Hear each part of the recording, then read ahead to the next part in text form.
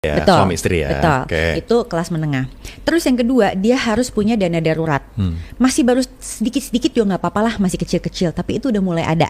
Oke. Lalu yang ketiga, dia tidak boleh punya utang konsumtif. Karena percayalah pada saat nanti kita punya anak, kita akan kemungkinan ada masanya ngambil si utang-utang tersebut. Jadi kalau bisa kita start dengan kita enggak. Yang keempat, dia harus mau budgeting untuk membesarkan anaknya. Artinya obrolan tentang sekolah, biaya anak, lalala tuh harus bisa dibicarakan berdua. Bukan yang satu ngomong terserah mama aja, atau terserah papa aja, atau terserah kamu deh yang gitu. Enggak begitu.